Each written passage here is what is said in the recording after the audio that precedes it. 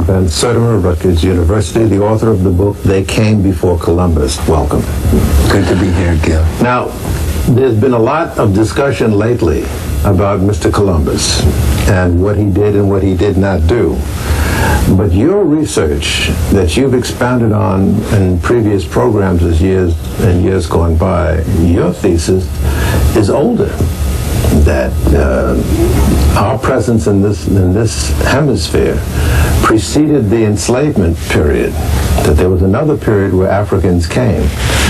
Tell me a little bit more about that and how it pertains to this discussion of Mr. Columbus nowadays.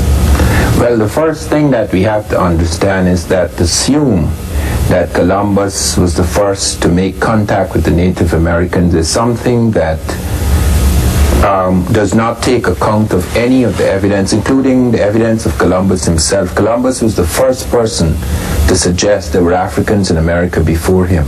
He actually says in the journal of his second voyage that when he was in Haiti, the Native Americans there told him that black-skinned people had come in large boats from the south and southeast trading in gold-tipped metal spears.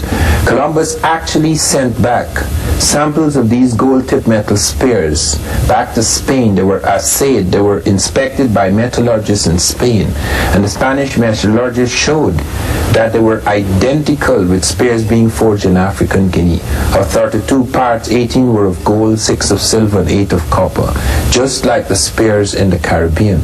The words that were used by the people in the Caribbean that Columbus met in Haiti were identical with the words used in Africa all along the Atlantic coast, a range of words used for these spears. Are there a lot of writings from Mr. Columbus, by Mr. Columbus, that survive? How do you know that he wrote? Oh yes, Columbus made up a lot of things, but he wrote quite a lot. I mean, he made up a lot about his background, even his name, etc.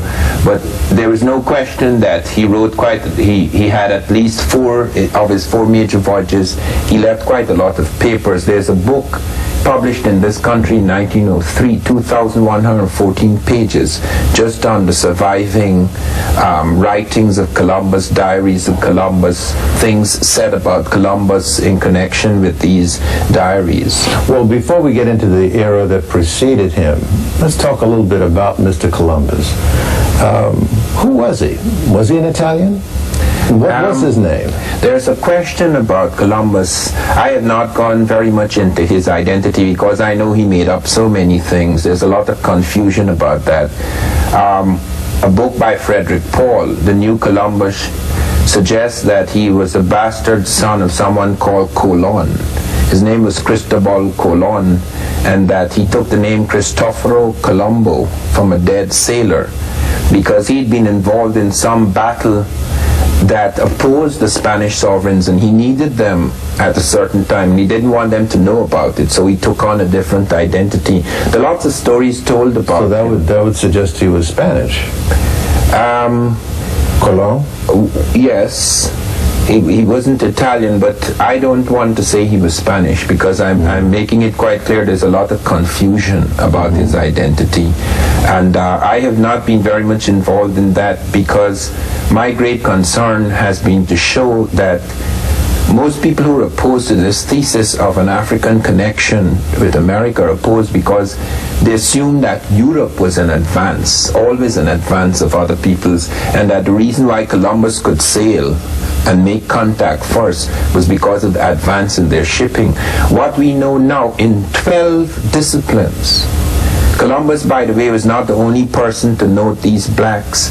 There are at least a dozen Europeans who noted them in that within the first 50 and 100 years, seeing them in places where they had not been. There's a whole range of them. Peter Martyr, Vasco Nunez de Balbo in 1513, finding blacks among the Native Americans, and he actually asked these people, where did these blacks come from? And they said, we don't know, but they're a large settlement nearby. Just a bit more about Mr. Columbus because there's so much discussion. To the best of your knowledge, what was the premise of his voyage? Was it exploration or was it exploitation? What Columbus hoped to achieve, you see, is that a lot of excitement had developed in Europe about the voyages of Marco Polo. about the riches of India, etc. And to get a route to the rich Indies would be a great achievement. But he assumed that because the world was round, and that was not his idea. The Moors had made that quite clear, that the world was round, and that if you go far to the west, you end up in the east. He assumed that you could go to the west and end up in India. And he was so convinced of that although he landed on the edge, on the little islands on the edge of America, he did not know it was a new continent. He assumed he was off the edge of Asia. Even if he had doubts, he sent his notary, Fernando Pires de Luna, among the ships and made every man sign a document he was off the coast of Asia. And he threatened his men. If they were common sailors and they were to go back home and say that they had not been off Asia, they would be whipped, and they would have their tongues cut out. And if they were officers, they would be fined 500 maravedis. We do not know exactly what 500 maravedis was at that time, but it must have been quite a punishment. So Columbus had to convince the Spanish that he had got to the Indies. And however, something happened which he did not expect. They were discussing a demarcation line with Portugal, because Portugal insisted that they should have a line drawn at the westernmost edge of the Cape Verde Islands, just off Africa, and that 375 leagues should be theirs. And this line, in fact, included Brazil. I have a map of Brazil in 1448. This is more than half a century before Columbus. A map that was drawn on knowledge gained from the Moors. This is known as the Andrea Bianco map. So that, you see, the whole approach was that here we are, this is a great adventure, this is for wealth, etc. To hell with the people. I mean, the people were treated in the most awesome manner. Hands were cut off if they didn't pay the tax. I mean, the most incredible massacres. And Columbus was the first person to actually initiate slavery, because he actually took half a dozen Native Americans with him back to Spain. And people are under the assumption, oh, these natives, they were so stupid, they thought the whites were gods. That is not the case. He left a fort in the Caribbean after his first voyage, and every man in that fort was slaughtered when the natives realized that that these people were vulnerable. There are all sorts of things in that situation, but Columbus was absolutely heartless when it came to dealing with the natives. Even when they were kind to him, and he recorded in his diaries how generous these people were, he was so determined. The profit motive was so great, he was so greedy, that it didn't really matter. I mean, people became nothing.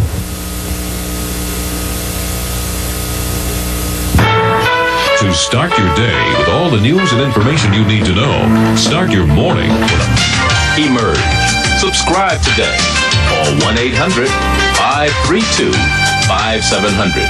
That's 1-800-532-5700. Well, before we go on, what thoughts run through your mind as you see forces being mobilized this year to engage in a massive celebration of this man? Well, I think that it should be understood that this so-called discovery was a discovery for Europe, and that this led to the ascendancy of Europe. It wasn't purely an accident, because 1492 is a very unusual year. It was not only the year Columbus sailed, it was the very year that the Africans were defeated in Spain. The Moors were defeated in January 1492. The African general Boabdil surrendered in 1492 in Granada, so that the ascendancy of Europe, the 1492 marked the ascendancy of Europe. The tragic thing is that since that time, we have assumed, or been made to assume by the histories that have been written, is that people of Native American descent or African descent had inferior civilizations, and that everything European was superior, and that is the reason why Europe gained an ascendancy. All right. Now let's go back in time to when our ancestors began to reach this hemisphere. Did they engage in hostilities, or were they able to live harmoniously with the indigenous population in this hemisphere? Well, it depends on the period. In such a short time, I could only touch on the late 14th, 15th century period. When did it start? It started much earlier from different Africans, okay? Because we have evidence in pre-Christian times of Africans entering certain parts of Mexico and South America. We have it from in terms of various sculptures and in terms of a range of ritual parallels. But in the 14th and 15th century, we move on far more certain ground because the evidence exists in a dozen disciplines. We have writing. They found one of the African scripts. They have found African boats that could make those crossings. They have found maps indicating a crossing had been made. They have found linguistic connection showing words. They found plants, an American plant in Africa before Columbus, an African plant in America, more than one in fact. African plants in America before Columbus. They found a range of things like this apart from the eyewitness accounts. Any idea what the motivation might have been for Africans coming to this hemisphere? In the case of Abubakari II, this we know. The earlier visits, we can only conjecture that there could have been upheavals in the African world, like the Syrians attacking the Egyptians, etc., flights and so forth, trade, etc.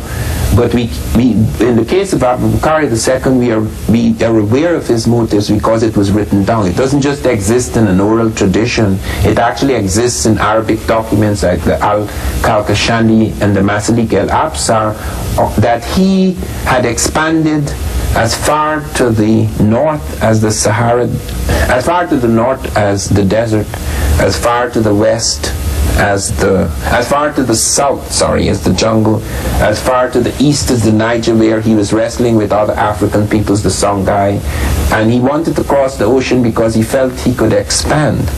Okay. When he arrived, was his encounter with the indigenous population hostile? Only in one instance we are aware of hostilities developing, because when strange people enter new territory, the natives might accept them or might not accept them, and hostilities can arise, at least initially. We have cases where fights actually developed in Panama between black Africans and Native Americans. What I'm getting at is, was his motive in coming to these shores the same as Mr. Columbus? No. You see, in the case of Columbus, Columbus was a man seeking his fortune, who had not made himself. Abubakari II wasn't seeking a fortune, he was already made. He was a great king. He was very rich. He was not seeking the same things as Columbus. He was not driven by the same motives. And we have no evidence of Africans enslaving Native Americans.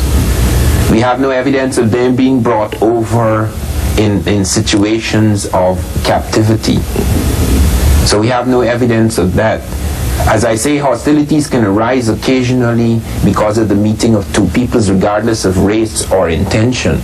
But we have no evidence that the kind of Columbus enterprise was the same. It was far removed, because the Columbus enterprise, because of the lies of Columbus, it led people coming in millions, a steady, endless stream of Europeans leaving their countries to come in this direction in the hope of finding gold and having people subject to them, etc. This led to a whole different world order. How does an historian like yourself ascertain that somebody that far back in time was a liar or lied? Well, because of the conflicting reports, and because of the lot of work has been done recently. One of the works done by Frederick Paul, The New Columbus, where he documents a great deal of things. And I myself, looking over diaries, found inconsistencies, serious inconsistencies, where, for example, Columbus is in Cuba, And the letter arrives from King Ferdinand telling him to come home immediately because someone has appeared at the court, Jaime Ferrer, quarreling about this demarcation line, and which throws a shadow over Columbus. And Columbus pretends that he's too gravely ill to move, would not go back home, and writes in the reply letter that he is certain that Cuba is the continent. Now we know that that is a lie. We know that's dishonesty because I found an earlier letter he wrote 6 months earlier in which he tells a friend that he's certain Cuba is an island because the natives who lived there for centuries have told him so and they could circumnavigate it. You find lies also about South America. When he's sent on the third voyage, he's given 6 ships and 3 are sent down to find this landmass that they hear the Portuguese are talking about. Columbus lands on the landmass, does not come off the ship. Every time we have friends over for a, should we say, little get-together, we reach for the tower. Tower. And he claims that South America is an island. He claims that Cuba is the continent. Now obviously, and since there are things that indicate that this is not so, I mean, surely he could be wrong about the New World. He could be wrong about this being India. He could have made a mistake. He could have thought he was off Asia. You could excuse that. But there are certain things you cannot excuse. You see, the man is deliberately involved in deception because he wanted the Portuguese to gain control of that landmass to the south. Because I actually found the letter he wrote one of his sons, Diego Columbus, in which he tells him that Vespucci is about to appear in court, have him do this and do that. The man would do anything for me. In the regular history, it looks like if Vespucci is the rival. He is trying to fill his hand by allowing the Portuguese to enter Brazil and keeping the Spanish out. Well, why didn't he land on the landmass? Why did he stay on board his ship? Do you know? We do not know. He claimed he had arthritis, wanted to accept that if one did not know how mendacious he was, because why wouldn't he claim that for Spain? Why wouldn't he dispute that landmass? But we have evidence that he was getting money from Spain and Portugal, and he was arrested. You see, the Spanish began to realize that Columbus was lying. He and his brother Bartholomew, some people claim that was his uncle, most people think it was his brother, doesn't matter, but both of them were arrested. On the 4th voyage, the Spanish allowed Bobadilla to arrest Columbus, and he was brought back in disgrace into Spain to be tried for lying to the Spanish about the lands he said he had discovered. And they claimed in court that Columbus was playing games in order to fill his hands, one hand with Portuguese money and one hand with Spanish money. He was brought back in custody. Yes. And he was tried. He was tried. Was he convicted? No, it appears that, I wouldn't say he won the case, but because some of the things that he would have got, if it were not for the case, he did lose. He didn't lose all of his fortunes. It was reduced and he never sailed again. He never sailed again. So he did suffer as a result of the trial, but there were doubts about certain things, and then there were certain people of influence, it seems. Some people have suggested that there was this relationship or a great affection that the Queen had for him, but that is just news of the world stories, so that one does not know what it is that saved him. What was it that he brought back from the so-called New World on his voyages? You say he made a total of 4 or 6 voyages? 4 voyages. 4 voyages. On the first trip, one is aware that he brought back the half a dozen Native Americans who were eventually taught to speak Spanish. And of course... As slaves? I wouldn't say they weren't called slaves, but they were brought back against their will. Okay, so you would call it slaves. I don't know if they were placed in positions at least. Yes, captives. Okay, and remember that these voyages weren't just Columbus entering territory on his own. These voyages brought thousands of people going in, taking parts of the Caribbean, taking parts of North America. So he left many of the voyages on shore. Yes, and they established settlements, they built forts and towns and villages and churches, etc. I see. So they were able to establish a real foothold, which was going to be expanded and would to change the whole life of America. So based on returning after that first voyage with Native Americans, how did he raise money for the second and the third and the fourth voyage? Oh, well, then they got all excited when he came back, and all the people on board said how they had actually found this land, and there was this chance of this new kingdom, etc. And of course, he kept up the lie that there was gold somewhere. They didn't actually find the great gold they dreamed of, but they found lands they could expand themselves on. They could. It was rich in all sorts of things. There were new plants and foods. The foods in America, and a lot of people are not aware of this, that about 500 plants and fruits entered Europe. It doubled the food supply in Europe in 30 years. So that had, I mean, apart from the question of having eventually being able to take Africans in to exploit the territory, to use them to work on these lands, it altered the life of Europe.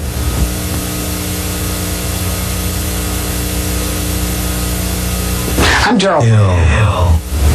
All right, let's again go back in time. Do you have any ocular proof of our presence in this hemisphere before Columbus? Oh yes. There are many heads of West Africans in the latter period and their earlier heads in the pre-Christian period. Something you can show us that I can show in terms There's of one that doesn't deal with the period I've been dealing with, but which is very unusual because it has braids. And this was deliberately covered up because this head has not been shown in public for about 50 years. It reappears. These are braids here. Yeah, these are braids. This is a stone head. And where does this go back to? This goes back to Tresapotes. It's a period before Christ, and it's found on the head, on a great stone head, a great sculpture in stone. Before Christ. It's found in the Olmec civilization. People have assumed that I said the Africans created Olmec civilization. I never said that. It's a homegrown civilization. It has African elements. We found it in the graves, and we found it in their ritual life and other things. Here are now West African type heads. This is in a later period, but found in this hemisphere. Yes, this is found at Teotihuacan, one of the great cities of America. This is in the pyramid of Teotihuacan. Where is that now? What is that area called now? It's still called Teotihuacan. Where is it though? In Central America? It's in Mexico. Oh, in Mexico. Yes. I'm sorry. Clearly African. Yes. What else do you have? You have a map here. This we have found. This in Peru. We have, in fact, in South America, we have some of the most startling heads.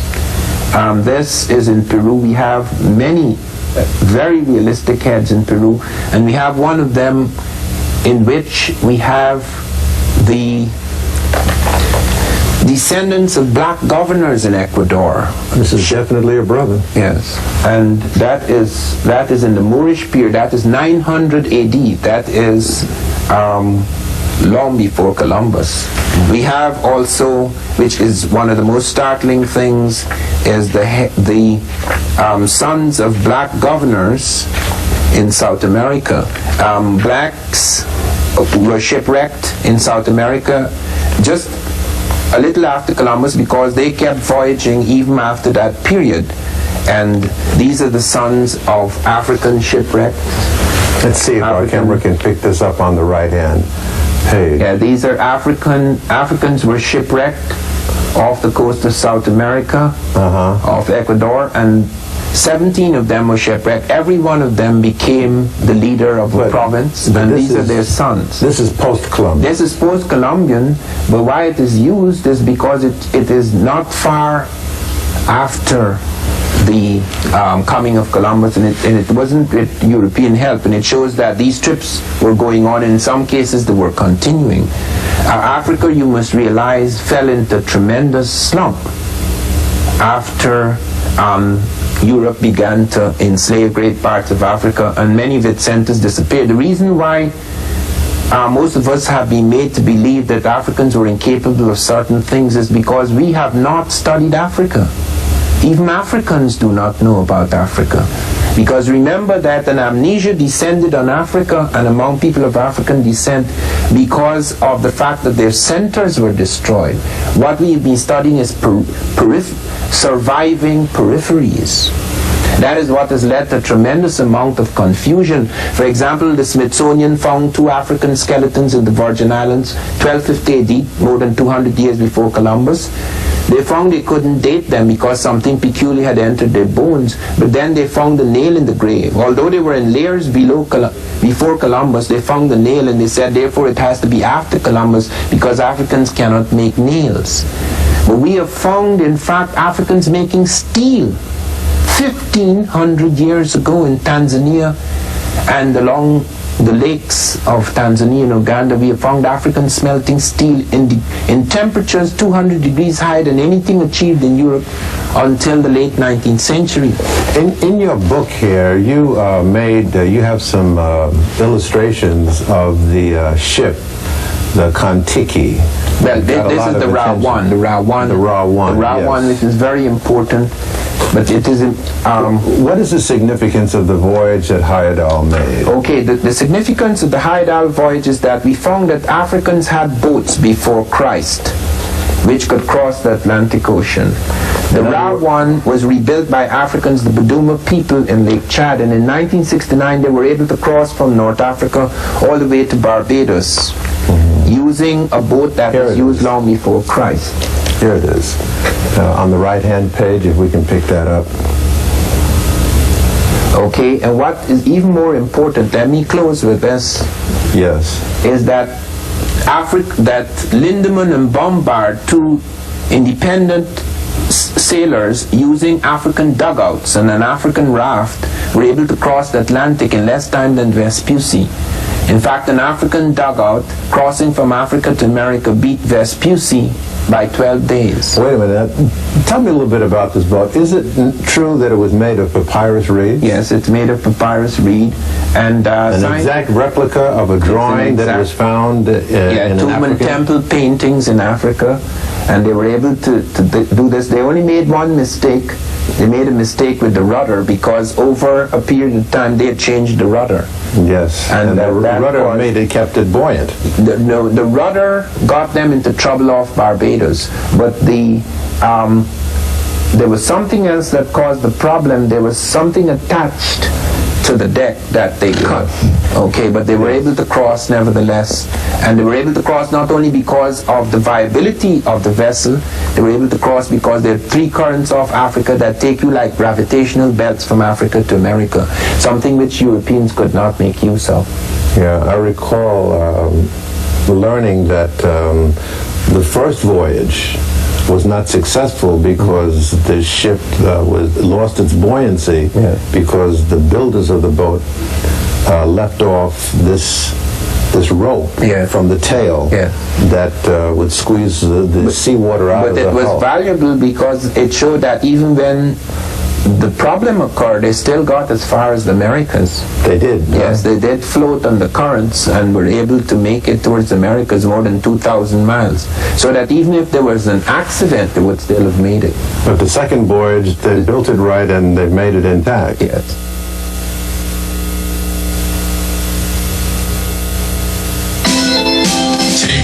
In this hemisphere, was the content of the impact that the African had on this hemisphere a positive one?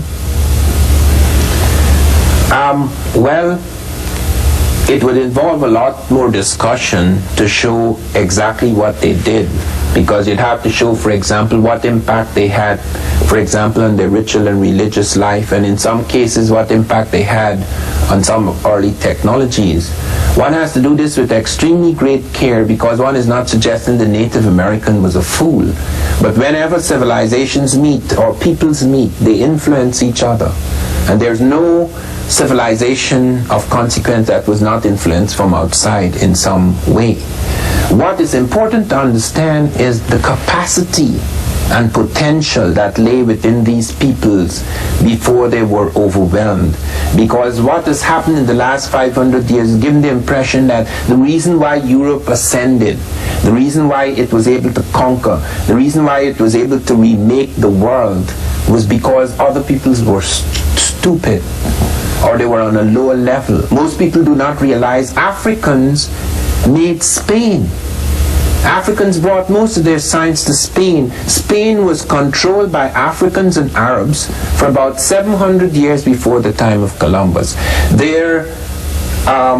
It's in 1230 that influence began to fade, and they retreated to Granada, where they were defeated by the Spanish. But before that, they brought so many things. The Moors brought air conditioning into Europe. They brought eyeglasses into Europe. What do you mean air conditioning? They developed, they were able, for example, to bring fresh drafts of air into houses during the summer and to draw upon the perfume of flowers. So it wasn't just air conditioning, but perfumed air conditioning. How would they do that? They constructed... I do not know all the technical details of air conditioning even today. I wouldn't know how air conditioning works. But I have edited a book, Golden Age of the Moor, in which you have a detailed discussion of the many things that were introduced into Europe when Arabs and Africans, because the Egyptians had left quite an influence on the Arabs, they developed their own thing as well. They quite an influence on North Africa. These people came up, took over Portugal and Spain, controlled it for hundreds of years, and brought a great range of sciences. Many things we take for granted, geometry, for example, had lapsed. This was brought back into Europe through the Moors. Algebra, which is Arabic, that was brought into Europe through the Moors. The leading books in mathematics, in medicine, came from the Moors, and when the first universities of Europe were being developed, they drew heavily on astronomical texts, mathematical texts, medical texts brought in by the Moors. The Moorish thing was mixed. They weren't just black people, but you had a predominant and powerful black element, and you have two emperors of Spain who were black. So we are out of time, but you're saying then, if I can paraphrase, that we need to really rearrange the premise of our look at the European role in world history, if not in this particular hemisphere. Our premise is off. Yes, this thesis has significance in that it forces us no longer to take the history of the Americas and the history of Africa and Europe for granted. It forces us to rethink things and to realize that the European jump wasn't simply a European jump. That those breakthroughs that were being made in Europe wasn't simply European. We're not dismissing his own ingenuity, but those things were a result of a coming together of forces from all over the world. By putting his head on it, and by unfortunately having this greedy man who became a force, the greed, the need to conquer people, enslave people, etc. This was an unfortunate result of this expansion and movement. One quick last question. Is it true that Mr. Columbus went back to Europe and lobbied for the institution of the slave trade? Is that true? I do not know about that. I know that Columbus himself did a lot to inspire and expand the slave trade. There was no question, because there were people who fought against it and could not win because the profit motive was too great. He himself, as a person spending time on that I do not know. Okay. Yes. Professor Van Sertima, once again, it's been a privilege, and your discussion has been most nutritious. I thank you. Thank you, Gil. Preeminent figures are members of an organization called IAMUS, which stands for Italian Americans for a Multicultural United States. I'd like you to meet them. The founder is Juliette Uccelli, joined by Gilbert Fagiani, also founder of IAMUS, and also joined by Susan Cangiano, a member of IAMUS. Welcome to Like It Is. I guess I can start with you, Ms. Uccelli, and ask how IAMUS came to be. Well, since the 60s, as a college student, I became involved in the anti-Vietnam War movement, and since that time was active in different kinds of social justice causes. And I realized when I heard actually a Native American about 10 years ago read a poem called Columbus Day, that the whole image of Columbus was inimical to the other things that I believed in and was really an insult to people of African American and Native American and Latino descent. And I felt horrified that there was no public voice of people from my ethnic group, Italian Americans, repudiating Columbus, and felt that it's really most definitely bad for all children, for Italian American children, to have a hero whose fame is really based on deeds that did great harm to other people. That's not a real basis for anybody's self-esteem. And I also felt that, the predominant image of Italian Americans in the U.S. media is gangsters, and that when you look at Columbus did, he looted and pillaged and raped and stole people's lands and killed them. That's what a gangster does. So I don't feel that Columbus is any kind of real recognition of Italian Americans as doing something useful, but really in a way a continuity of that terrible gangster stereotype and should be repudiated. And I then found other people who had similar values. Some of them, the person who cuts my hair, a chiropractor that I had met, as well as people who had worked in labor unions, who had these same ideas, and that's how we got the group together. I see. Mr. Fagiani, what does IAMUS do? Well, we have tried to explore a more diverse focus on what our identity and what our history is all about. We feel that a multicultural approach and a more truthful approach as to the history of our country would also mean that Italian Americans would have their history told in a truthful way. And we feel that it's not just minority people that are denied their true history in the schools and in the history books, but also immigrant groups of European ancestry. Mm-hmm. Let me ask Ms.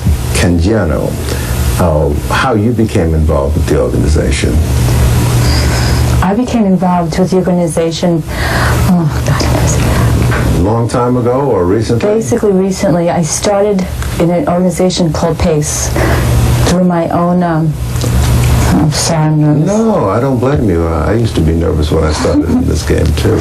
As an elementary school teacher, I started doing some of my own learning about my own culture and realizing in the classroom how narrow perspective history has been brought upon the education system. I see. And doing that, I started networking with other teachers who were very supportive and started learning different ways of expanding the educational process in the classroom, not just dealing with European history, but dealing with history of different peoples which were representative of the children in the classroom.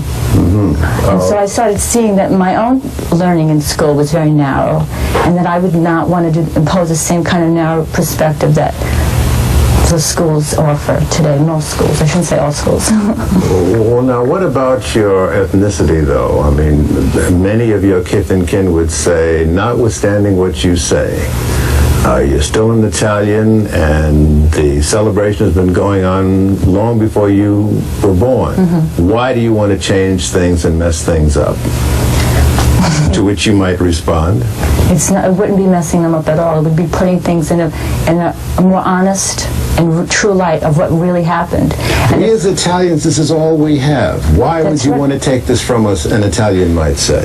Exactly. But that is not all we have. Maybe in this society that's all that's portrayed that we have. But there is so much more richer and heroic people that are not discussed and not talked about. We have this one Italian, maybe, it's not even sure, who is representative of a very conquering, sadistic, I want to say, and a cruel person. Maybe the things that he did that were good, he brought goods to Europe that, helped them survive and develop as a nation. But the things that he did that were terrible. I mean, people I know don't even know the story.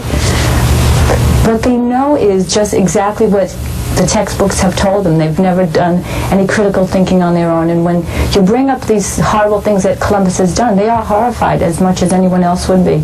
Really? And they look and say, yes. They look and say, why? Is that what you've all found among your kith and kin, that the knowledge about Columbus is scant? Yeah, actually, yes. And sometimes, see, I think if you look back when Columbus Day was really pushed for by Italian Americans in the 1930s and 40s, it was a time when police would swoop down on Italian American communities and do wholesale raids with the idea of, we're looking for the black hand, we're looking for the mafia. There was a lot of discrimination in employment. There was a lot of barriers to participation in citizenship. So at that point, people were desperate to say, we are Americans and one of us contributed something essential to America. Now, that was a point when there was not a lot of public debate and discussion about what Columbus did in reference to Native Americans. Now there is that public debate and discussion. So I can understand why people did it at that time, why Italian Americans might have pushed for it. With the knowledge we have now, there's no excuse for keeping on perpetuating it. And I think, I try to put out to people that I understand why people can be defensive, yet at the same time, this is not really in our interest, and try to put out some alternative Italian American figures. When was Columbus Day born? Well, there's a whole history of the lobbying for Columbus Day. The Knights of Columbus actually were started by Irish priests in 1882, and they pushed Columbus as a hero and said that he was an exemplar of what a Catholic and Christian hero should be. Beginning at that time, and at the Quadricentennial in 1892 is a heavy push for Columbus, and that's when the statue was put up, with money that actually was raised by an Italian-American publisher from poor Italian immigrants. There's lobbying going on then through the 30s and 40s. However, there's also diversity in the community, which people don't talk about. For example, in Providence, Rhode Island has the largest proportion of Italian Americans of any state in the country. There was, in the 1930s, there were workers who attacked the Columbus Day parade because the people who were leading it were supporters of Mussolini. And these workers were Democrats, anarchists, socialists, a whole mix of people who attacked Columbus Day for that reason. It didn't actually, also most people don't know that some Italians on the West Coast were interned during World War II and were released on October 12th, 1942 for Columbus Day. They were treated like the Japanese Americans? Yes, it was not as massive, and they were not held as long, but there were some internments in the Northern California area in particular. So when it's a national holiday? Yes. When did that come to be? That came to be in the 1960s, much later than you would think. I don't know the exact date, but it was during the 1960s. I see. How do you argue with members of your ethnic group that say that you're being disloyal? Well, what I say is that I see Columbus as sort of the Columbus pizza mafia, Rocky kind of stereotype, or tapestry of stereotypes that the mainstream pushes. That's supposed to sum up our experience as a people in this country. So I feel in some ways, aside from the moral dimensions of the question of Columbus, that it narrows who we are, because it focuses on one particular person, rather than seeing that there was a whole host of people that played very important roles in this country, politically, socially, culturally, artistically, and that I can understand. It's interesting, during the period of the the 20s and 30s that Mussolini was a very popular figure in the Italian-American community. And I think there's a similarity in that Italians were feeling, there still was the insinuation that Italians were inferior people. There was still a lot of very negative things said about Italians in the media, and I think Italians were looking for a strong man, some person or image that would sort of make them feel better, and they turned towards them. That is all the time we have for this edition, but I must say that I think it warrants us coming back next week and continuing our discussion. Thanks for being with us. Catch us next week for a continuation. Good afternoon. For a transcript of this program, send $4 to Journal Graphics, 1535 Grand